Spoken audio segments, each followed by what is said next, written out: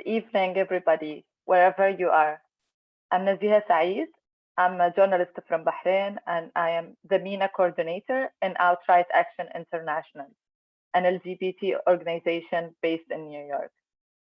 We are here today to talk about sexual orientation and gender identity and the violence that they had to face during the pandemic. And what is the situation? We have some of marvelous speakers with us today and some voices from also from people from the LGBT community from all around the world. And we will have the question for sure for whoever has a question. Please don't hesitate to write them in the section of the Q&A, and we will be looking at them after all the speakers finish their giving their speeches. We're gonna start with the voice of Djamil Bangoura, founder and president of Prudence Plus from Senegal.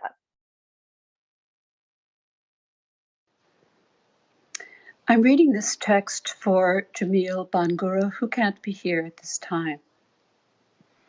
My name is Djamil Bangoura. I'm 50 years old and I live in Senegal. I accepted my sexuality when I was 22, but I felt I was in prison. Through friends, I met the LGBTQ community and decided to create a support organization. It's called Prudence and is an advocacy group with about 500 members. LGBTQ have long been stigmatized in Senegal. Just before the COVID crisis, I was attacked by a conservative Muslim NGO for wearing a t-shirt with a photo of an artist thought to be homosexual. This Muslim organization has led a campaign against us for years. They wrote on my wall, "No to homosexuality." My neighbors wanted to kill me, so I left the country. And when I returned to Senegal, it was just as the coronavirus hit in March. An imam publicly blamed the pandemic on LGBTQ people. I was told to leave my neighborhood forever or I would be killed. I now have no home and am on the move all the time. The government has long done nothing to protect us during COVID. I lost my job working for NGOs on HIV because of our problems during COVID. I hope these NGOs would protect me, but they didn't because they said it would get them into trouble. This makes me desperate. Even my wife has taken my son and abandoned me because my name was always in the news. I do not receive any support from local leaders or my family. LGBTQ people in my situation receive death threats. I need physical protection.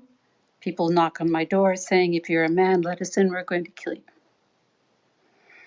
As a person who has suffered violence of all kinds, I want to protect identity organizations so activists can live peacefully.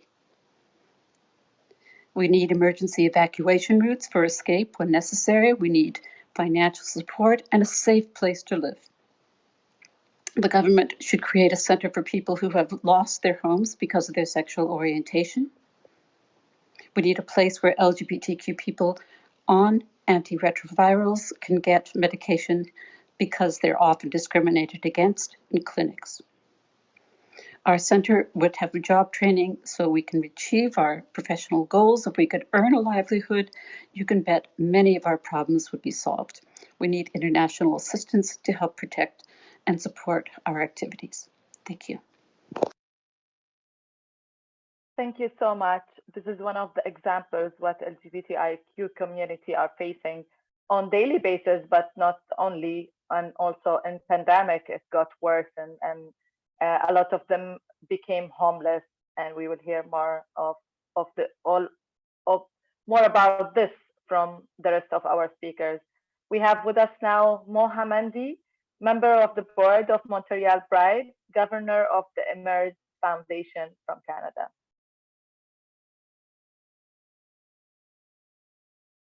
Mo, you ready?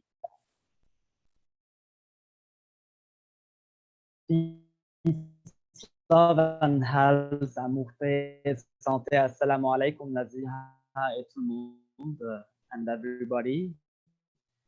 I2S plus Canadian Lebanese activists.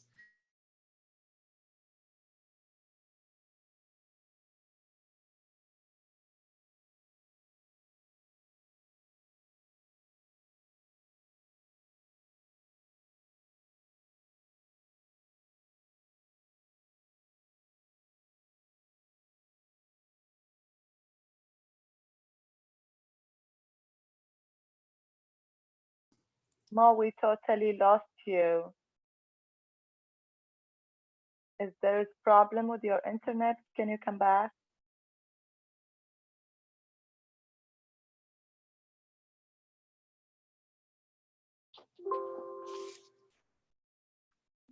Well, I think, yeah, we lost Mo due to connection problems. If he appears afterwards, then we can have him again. We can move on to Minou, Trevor. I'm sorry if I pronounced the name wrong. Tavarez Mirabal, former Tavarez. presidential candidate, former deputy minister of foreign affairs, former parliamentarian, and president, Parliamentarians for Global Action from Dominican Republic. Please go ahead.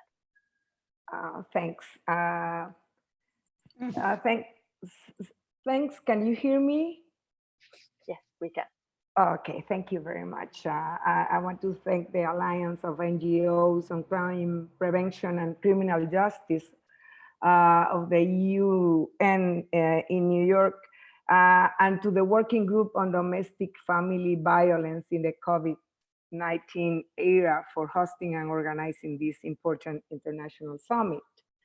As my fellow speakers have highlighted in the previous panels on women and older persons, the COVID-19 pandemic has touched every corner of the globe and underscored the inequities in our societies.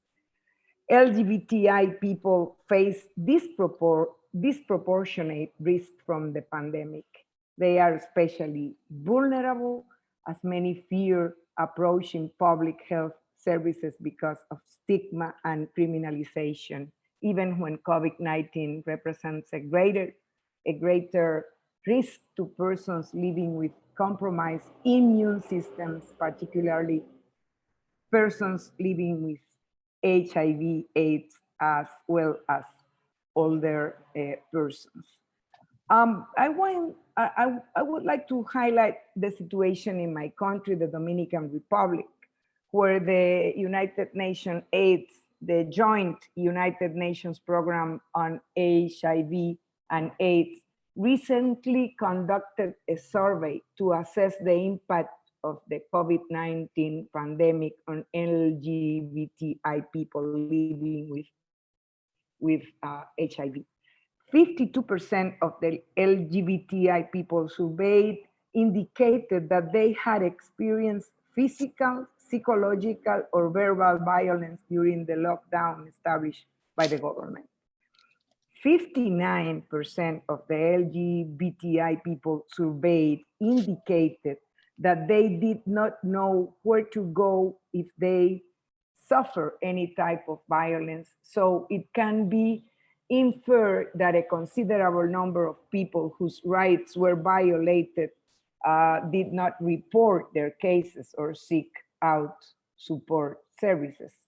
This report from the Dominican Republic was shared with the office of Mr. Madrigal, who has been collecting data to ensure decision makers have the adequate information to implement an inclusive and gender response.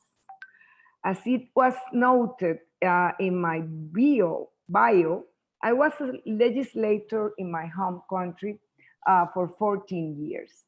As a legislator, I also served as president of Parliamentarians for Global Action, the largest international network of individual legislators from democratically elected parliaments worldwide, working together to promote human rights, democracy, peace, gender equality, and inclusion.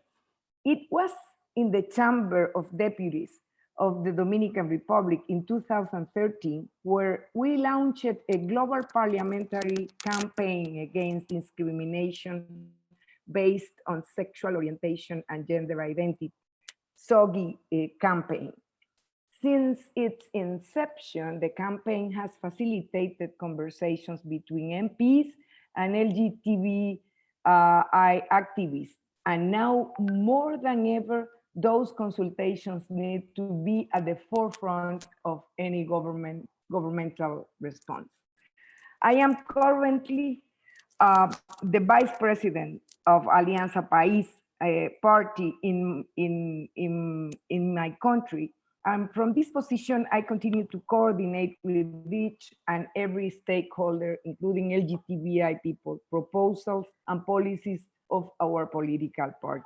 With this in mind, I would like to focus some additional remarks on the role parliamentarians have in responding to domestic and or family violence during the COVID-19 era.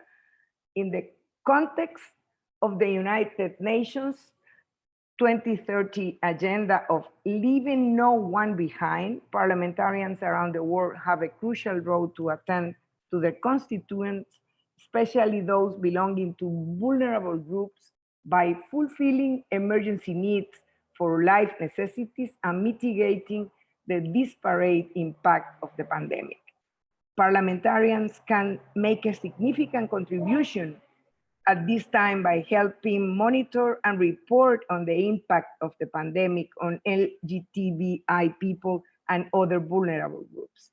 As representatives of their constituents, parliamentarians are closest to the people and can provide eyes and ears on the ground, sharing valuable observations and experience with relevant decision makers. In the short term, it is necessary to quickly identify gaps in the national policies and consider reallocating resources to vulnerable groups whose needs have been overlooked. In the long term, the policy-making process will benefit from the establishment of a rights-based, gender and intersectional approach, as well as channels for civil society and the general population to articulate their concerns. Parliamentarians serve as an essential bridge between the executive and the people they represent and have the responsibility to demand prompt and effective action from governments and the international community. Parliamentarians should assess the extent to which people's needs are adequately met and provide oversight for the government's COVID-19 response and recovery plans. At the same time, now more than ever, parliamentarians need the support of peers and experts from around the world to share strategies and effective responses as the pandemic puts new strains on their ability to perform their mandate. This is why events like this summit are so important to exchange information, listen to the testimonies and voices of vulnerable stakeholders in different regions of the world, and galvanize international and national support to propose and implement actions.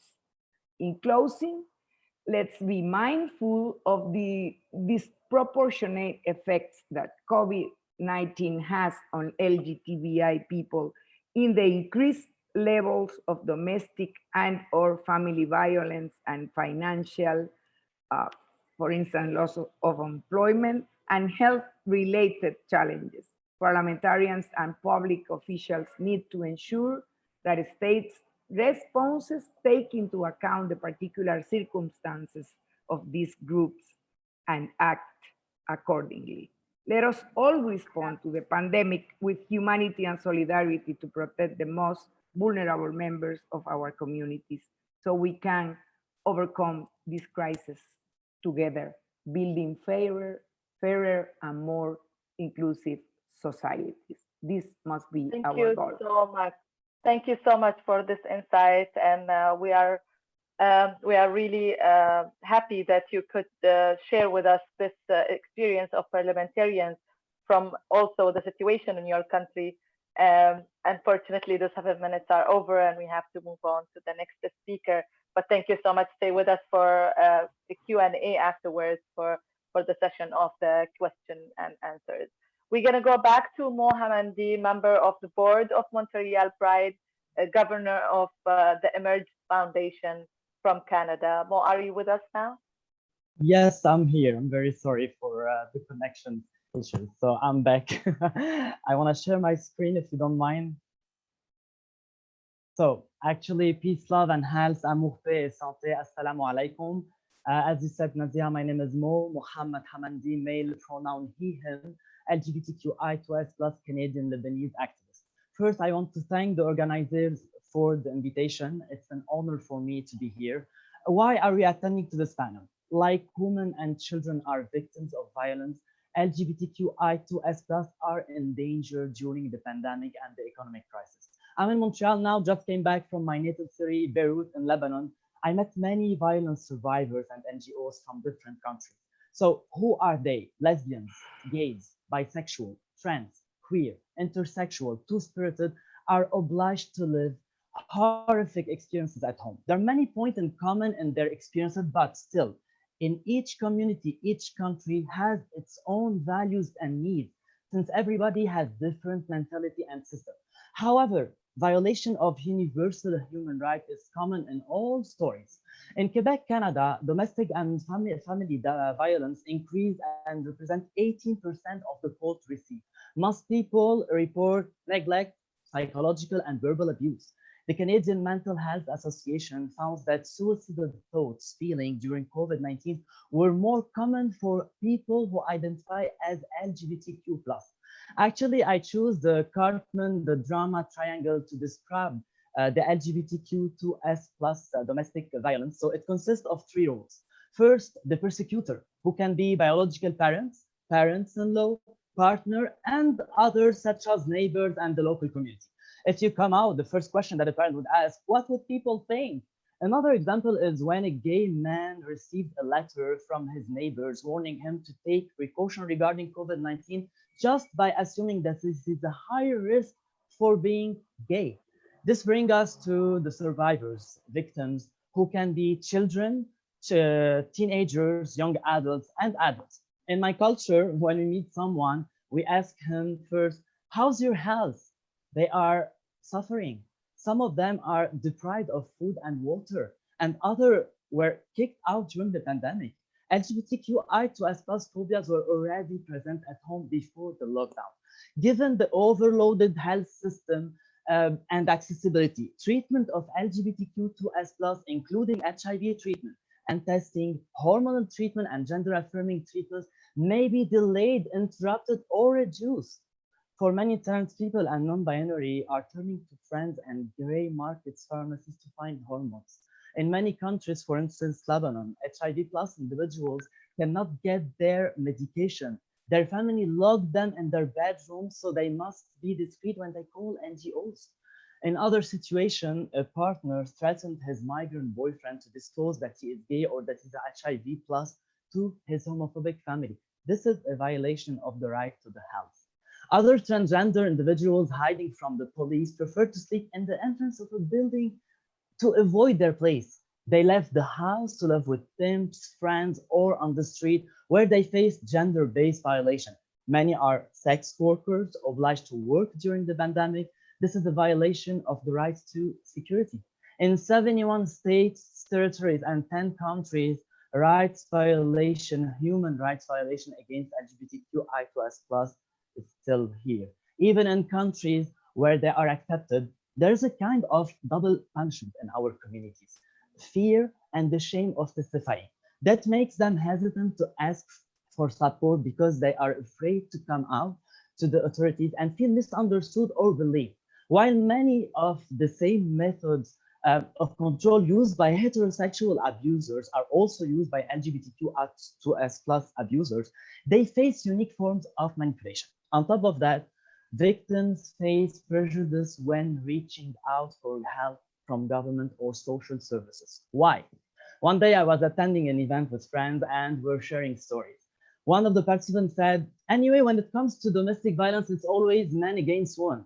I was shocked, and most people think that this is the reality, which is not. Stereotypes. Relatively few LGBTQI plus focused domestic violence service exist, and mainstream support providers are often not equipped or trained to help non-heterosexual clients. So there is lack of specific resources, funding, training for frontline workers, and contingency planning by states. Let's talk about experiences of violence. They are compounded actually first by socioeconomic status. LGBTQI2S+ are working in highly affected under industries such as food services, hospital, and are therefore more exposed to the economic insecurity to the pandemic. We have ethnicity, culture, religion, location, property ownership, and health HIV status. In Lebanon, after the explosion, our community is suffering four pains: COVID-19, the economic crisis, the impact of the explosion, and domestic violence. Before 2019, those people have left their families and maybe they became like activists in their community. Due to the recent incidents, they moved back to their family's house where they are stuck with their abusers. So rescuer, it's all of us, including you. Any solution? Make human rights priority in front of politicians, judges, and media. In Canada, the government created the LGBTQ2+ Secretariat to improve equality for this community. As for states, LGBTQI+ right defender, let's work together to find a solution. Governments, security is your responsibility. We need political pressure to ensure that LGBTQI2S+ treatment is always there and provide services to report violence, such as hotlines, website resources, application, SMS. Another suggestion can be founding hotel rooms to protect survivors. Medias, we need regional campaigns to raise awareness of violence against LGBTQI2S+ and show how they can add value to the society. Schools, encourage researchers to publish more. Father, mother, family, it's true that your children are your flesh and blood. But as the prophet of Gibran, Khalil Gibran said, your children are not your children. They are the sons and daughters of lives longing for itself. We all know the solution. All we need is a little will. We will be always available to work together. I will be available for a better world. Please, peace, love, and health, and salam alaikum. Thank you so much, Mo, for this amazing presentation and shedding light on the problem and on the actually very dramatic life that the LGBTIQ, and also maybe you focused on also Lebanon and or you gave examples from Lebanon where the whole region there, MENA region, is facing a lot of challenges when it comes to LGBTIQ people, but also during the pandemic where you shed light on them. We would like to move on. Please stay with us for the Q&A, Mo. We would like to go to the next speaker, which is Ekaterina Svetashkova, speech monitoring LGBTIQ group, Stimul, from Russia. Hello. I'm really honored to be here, and I thank you for your invitation.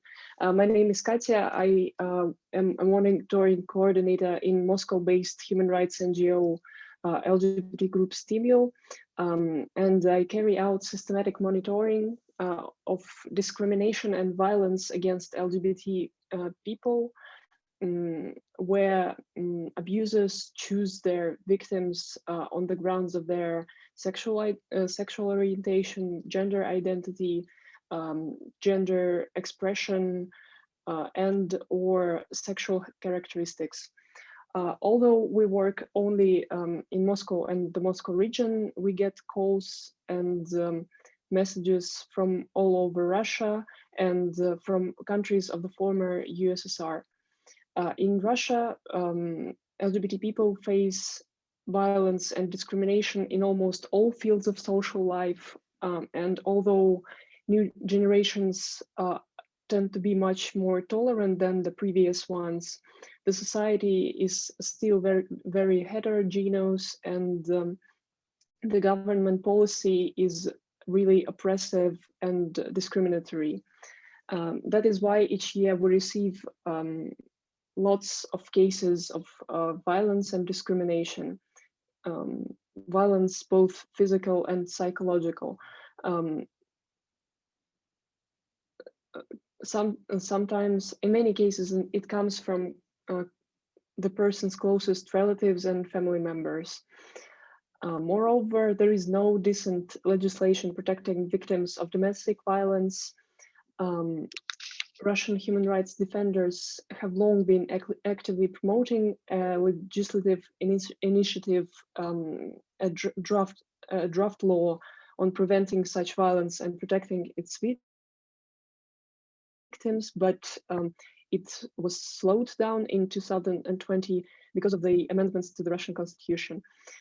And of course, rates of domestic violence grew cruelly during the pandemic, because all violence actually became domestic, because people were made to stay home with their abusers.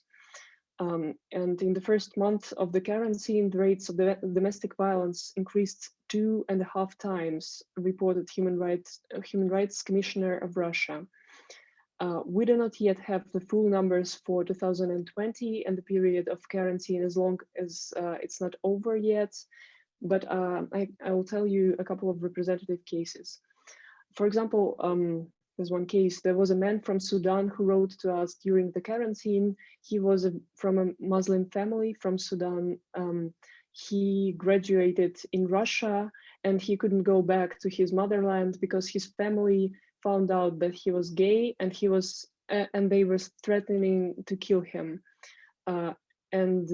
He had difficulties finding a decent job. Well, many people during the quarantine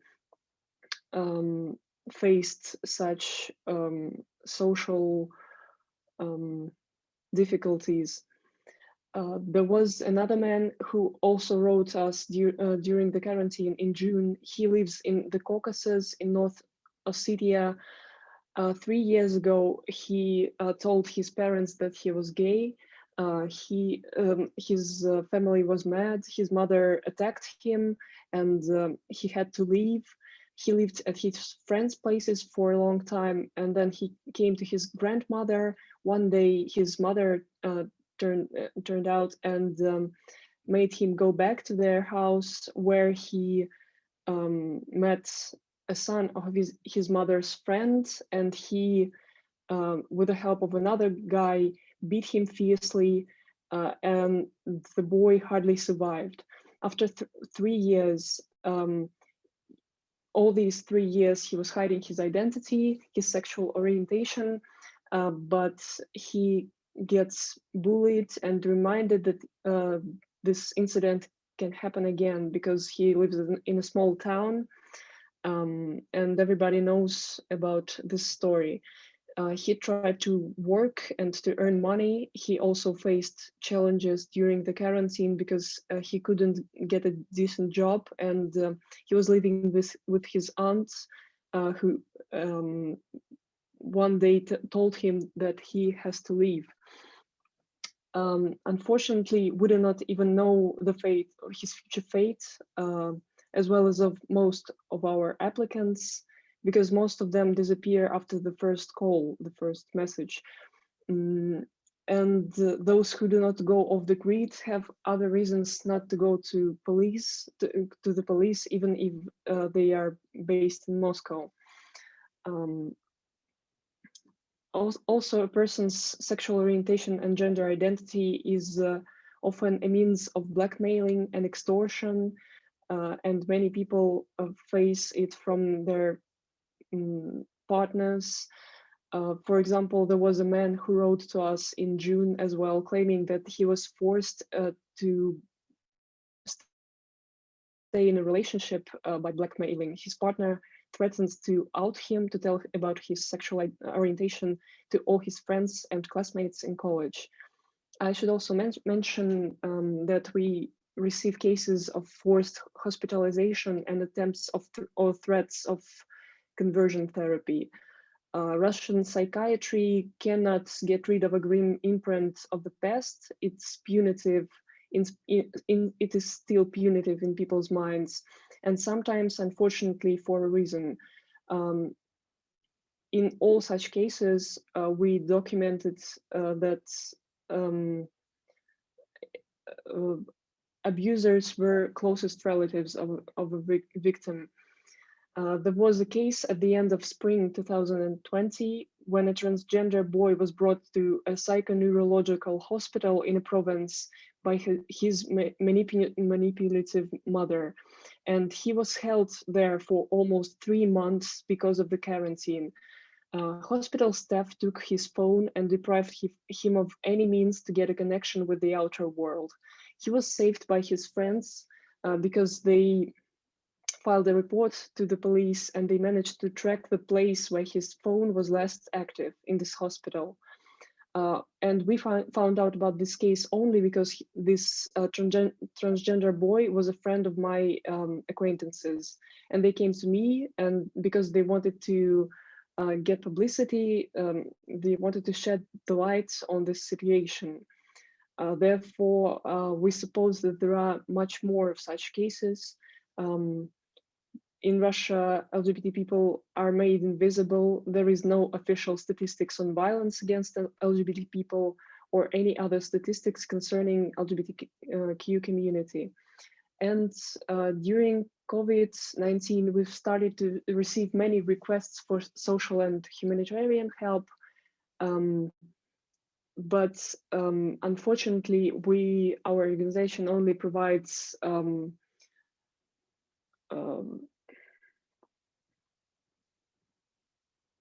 psychological and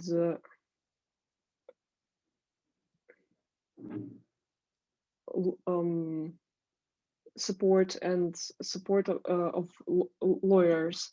Therefore, we don't have funds to help those who struggle during the pandemic. We only now have a project on rehabilitation for the applicants, but it doesn't cover lots and lots of applies for different kinds of social and humanitarian help. I think that's all. Thank you. Thank you so much. Thank you so much for all these insights from the situation in Russia and the USSR, former USSR countries.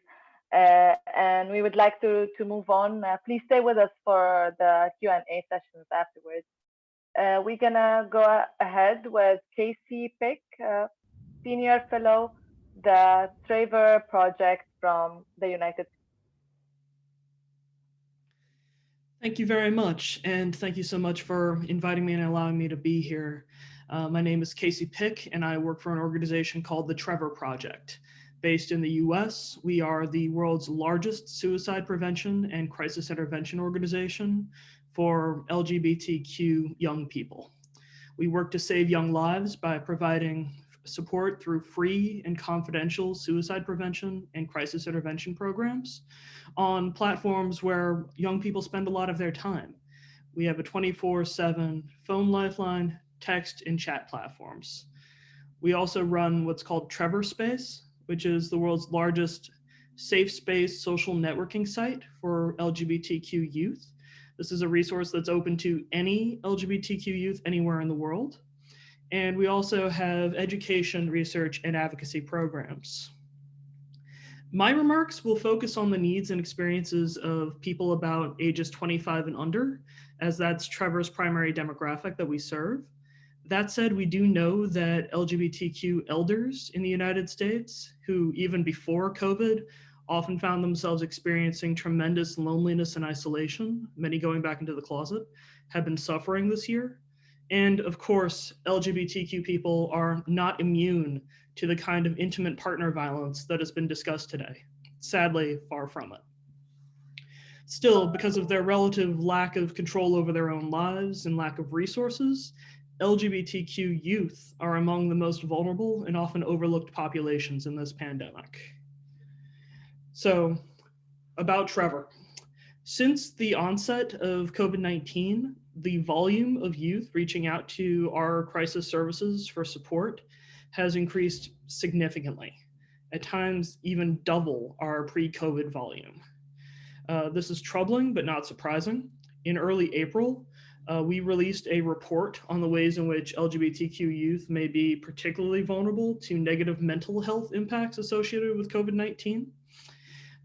Even before the pandemic, these youth have been found to be at significantly increased risk for depression, anxiety, and attempting suicide, largely due to increased experiences of victimization and discrimination.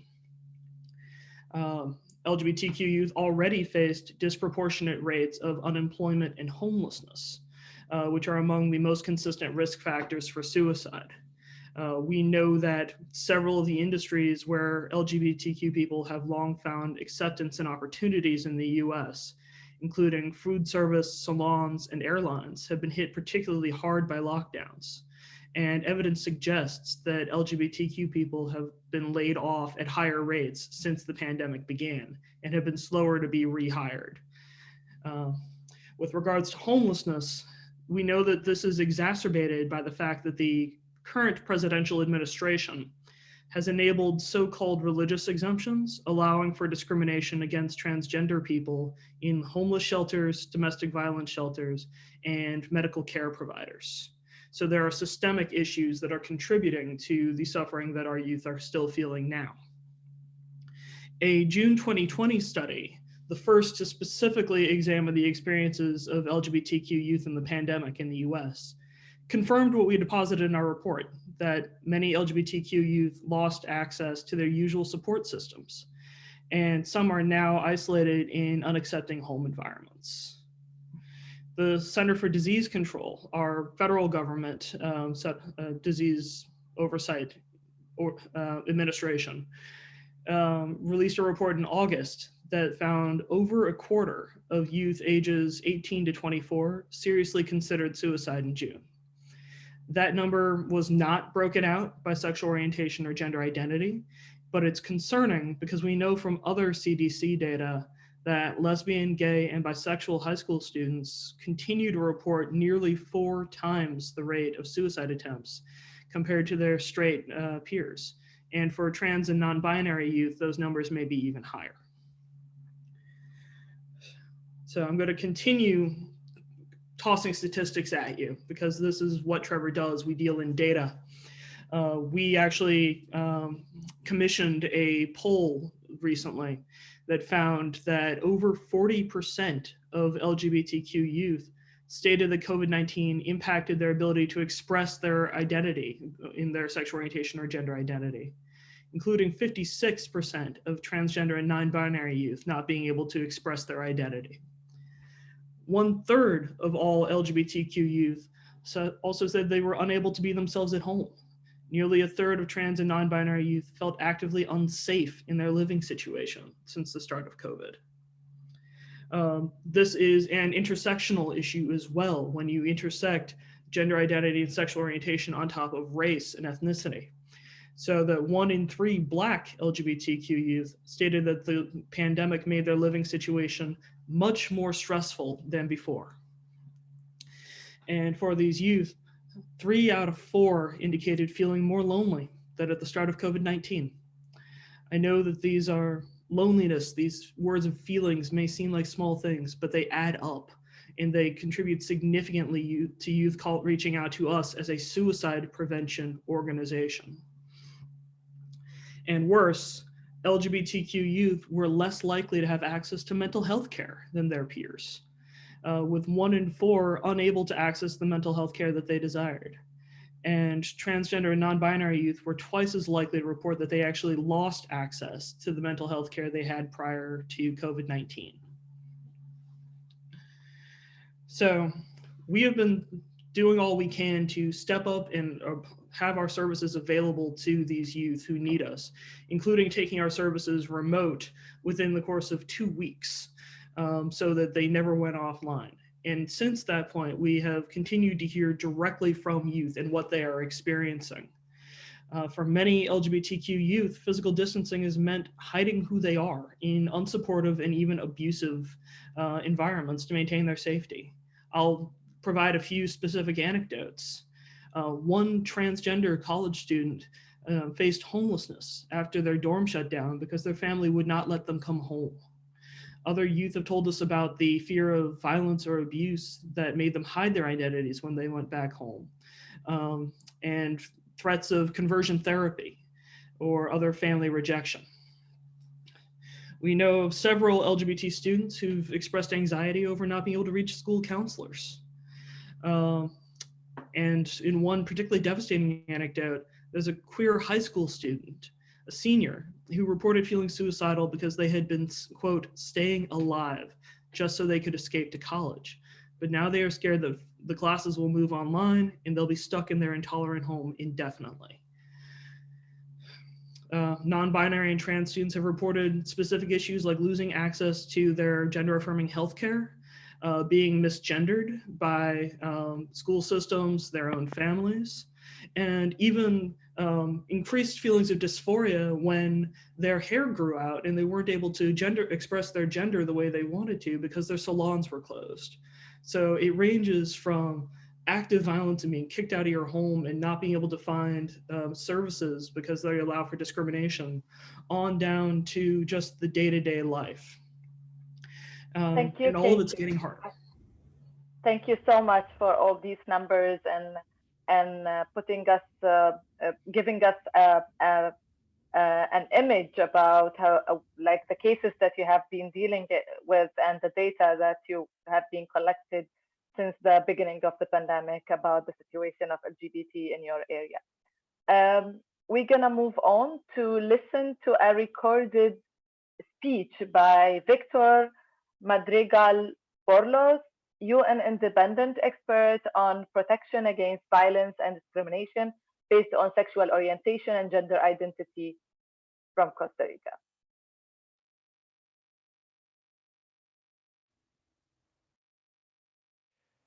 Excellencies, dear colleagues, distinguished persons, I want to thank the United Nations Alliance on Crime Prevention and Criminal Justice and its working group on COVID-19 and domestic and family violence for this invitation to join you at your international summit.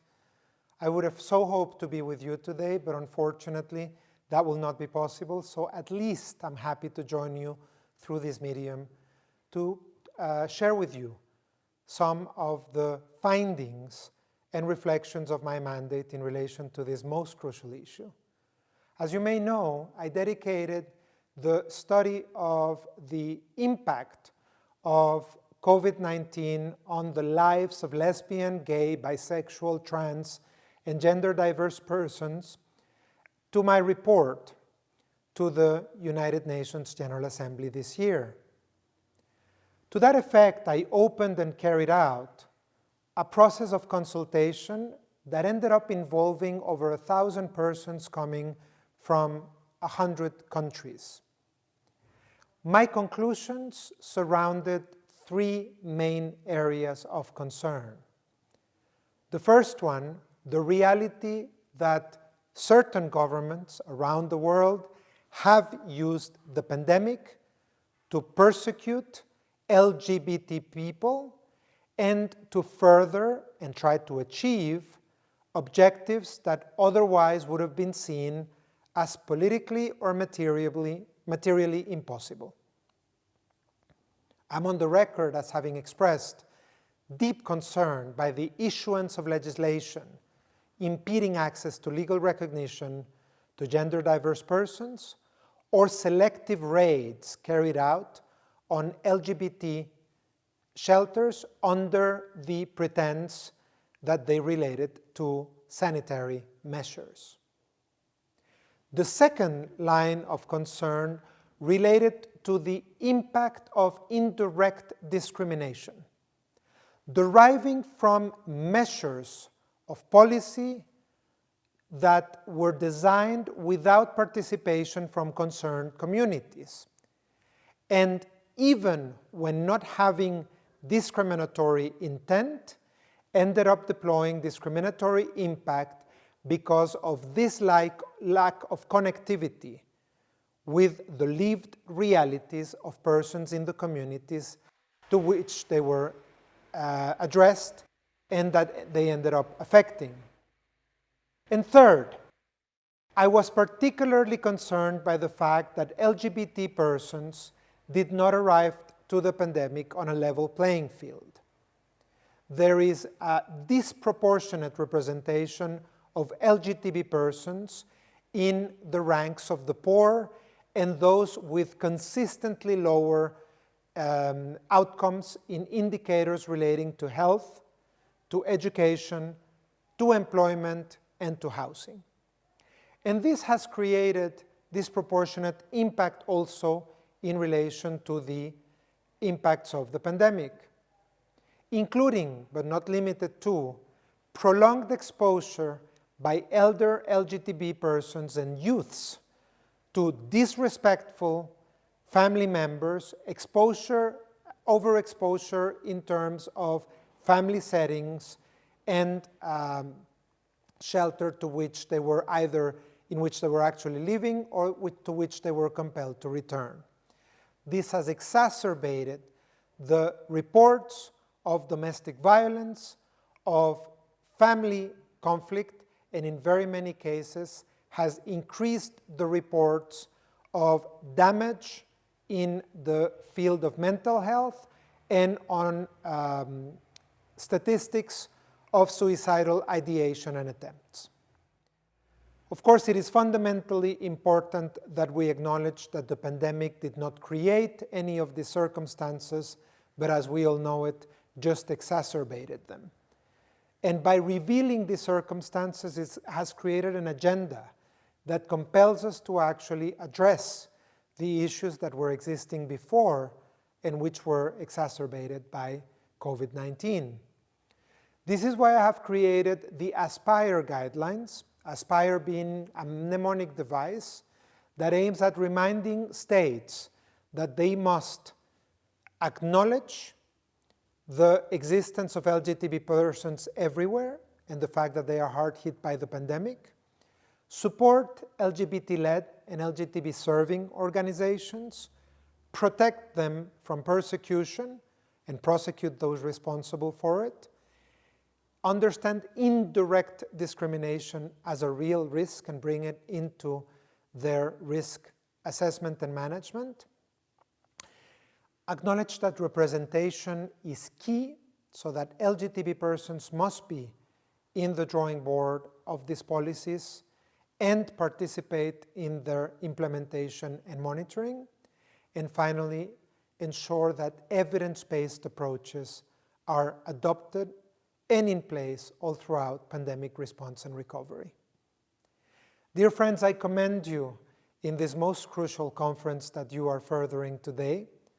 I hope that you will keep my mandate informed of your conversations and conclusions, and that we will be able to continue working together in the addressing of these circumstances that have created so much damage and so much affectation throughout the communities, peoples, and populations that we serve.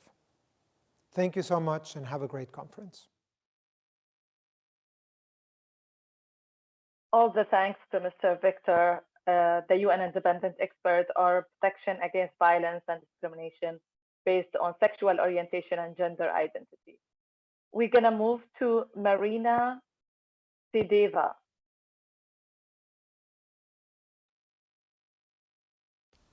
Hello, my name is Marina Fedeeva.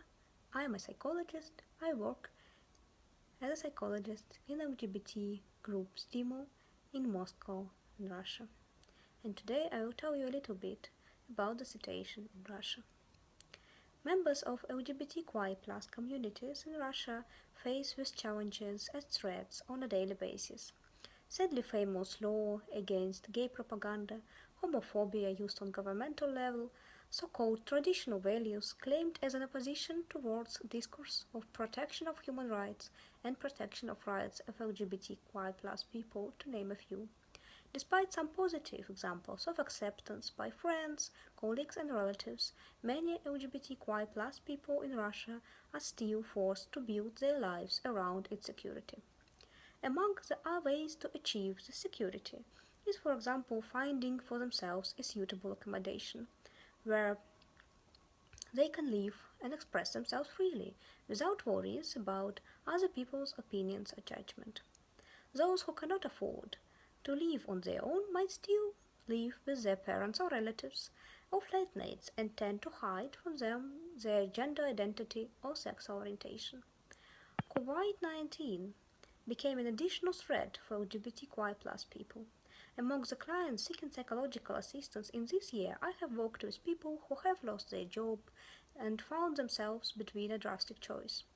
They were forced to either return back to their homophobic families or homophobic small birth towns, or try to get a new job in the middle of the pandemic job crisis. Two clients were forced to escape their homes due to threats from family members after outing were basically able to survive due to huge support and help from their friends. Those not fortunate enough to be surrounded by accepting friends and family members while in self-isolation seems to suffer more of the loneliness and lack of human contact. Those who had a relationship before the start of pandemic could be separated for months and not be able to see each other. As for example clients of mine who in the past could only find some space for themselves and their relationships in some public places due to inability to be with each other at their homes. LGBTQI+ people, therefore, in conditions of pandemic, became even more vulnerable in face of financial struggles, preserving their current accommodations and relationships and friendships, and in general protecting themselves from consequences of homophobia.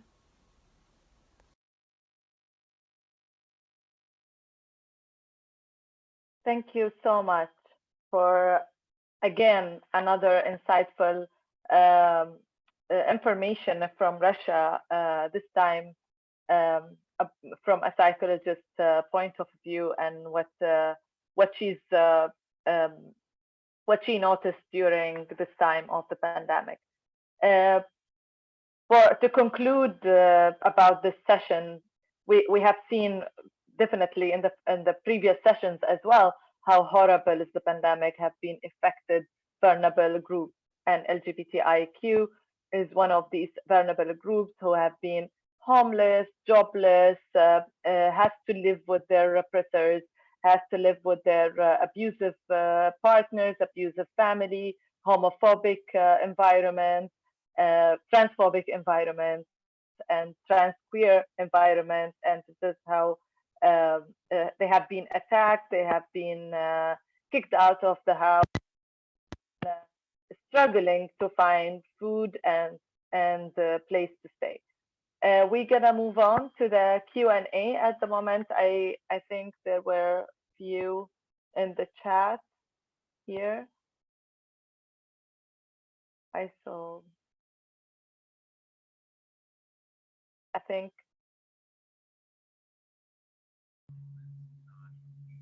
if somebody can actually point them out.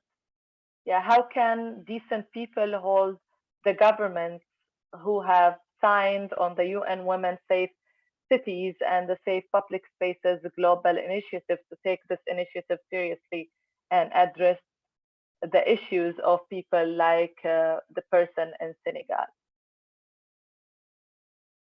Do we have still, yeah, who would like to answer that question? Can we hold the countries and cities accountable for what's going on? Casey, would you like to answer that? Sure. Part of this just stems from the government's overall obligation to care for the most vulnerable within their societies. And with regard to LGBTQ people, that means there should not be an exception made for we'll care for everybody except those people because we disapprove of them, we dislike them, we hold them to be morally inferior in some way. That is not the government's role to judge. It's not the government's obligation. The government's obligation is to provide these services and represent its people. And so this is about something to raise up and say that you're not going to accept treating some people as less than for whatever reason, and to recognize the needs of all people as their neighbors, as their friends, as family members. This kind of exclusion, discrimination, hostility ultimately harms the nation as a whole, in addition to causing terrific harm to individuals. We got another question is also, how can the state's human rights violations be addressed? Can you answer that, Mo? Yeah, of course. So actually the best way is by NGOs. NGOs have a big role in what's happening. They know very well what's happening in the country, in the states, in the society.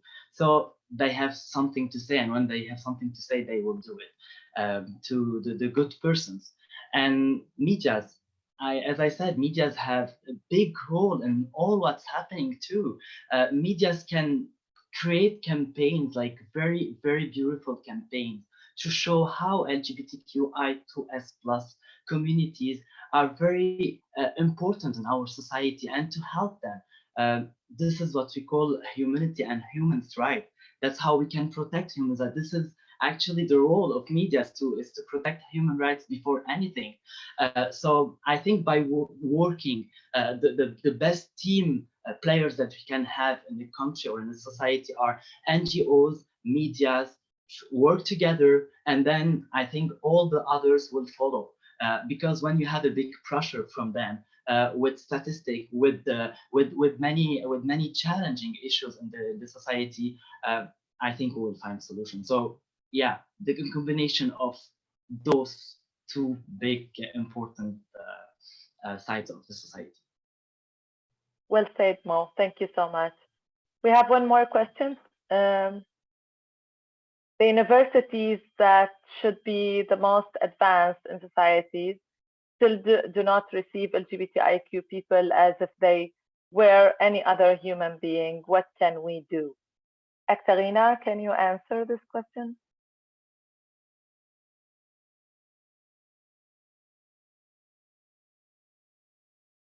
Ekaterina, are you still with us?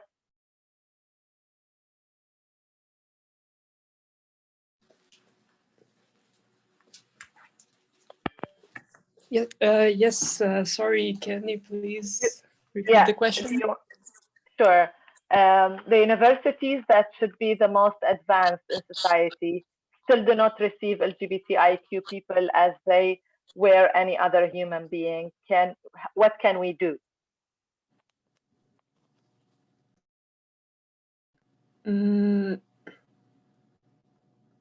About, sorry.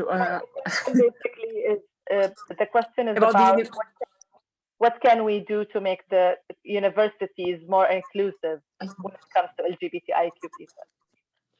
Oh, well, we've had an idea that we can make certain programs to provide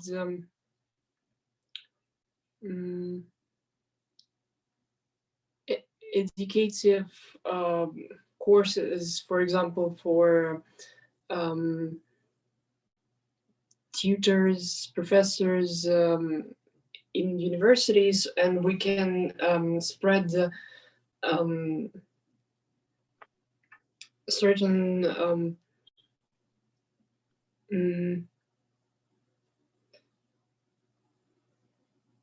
we can spread information inside the in different universities, who to turn to, where to go if you face discrimination from on the basis of your sexual orientation and gender identity. But there may be difficulties as well, because we now see a tendency that universities become more conservative, and the most liberated professors, they are made to leave, and they even organize their own education, alternative education, because they are made to leave universities. that is why I think, and actually we have a draft law right now. I think it was published today that all the education should be will be allowed by the government. If the government doesn't give its consent to a certain education program, then it is illegal. That's why it gets more and more difficult to work in this direction. It definitely is. Thank you so much for the answer. We came to an end to this session. I thank all the speakers that have been with us today, all the audience that have been following up the conversation. Does anybody have one last word? If any of the speakers has, please go ahead. Mo, go ahead. Yeah, actually, I have something to say. We are talking about violations of human rights and everything, but we need also to focus on something very important. I said it in my presentation, but I want to repeat it. We have like many lacks in even the services that we have now. So even in countries where they are accepted, we can see that there is like lack of training from frontline workers, from founding, from specific resources. I repeat it because it's very important, and this is very important to maybe find also solution to those services that we have already implemented, because they are like keys in all the solutions. So we should take care also of those important services, and we should improve them. It's very important. Thank you so much, Mo. Thank you very much, Nazeeha. Thank you. Well, we came to an end to this session. Conclusion of it is that LGBTIQ is a very vulnerable group that have been facing hard times during this pandemic, and it continues because this pandemic is continuing all around the world, not even in the northward or in the south. Like, there is no differences, because even in the north, people have been on the street and have been not be able to reach help and to reach mental health and mental support in these times. We are happy to hear many or some initiatives that have been there from different NGOs that have been represented here with us today in this panel, and even the UN representatives that they are working hard to make the situation better and to improve the situation. So we still have hope there. Thank you so much for following up on this session today and for attending it. And thank you again for all the speakers and the voices that have enlightened us today. Good the rest of the day, and good evening for everybody.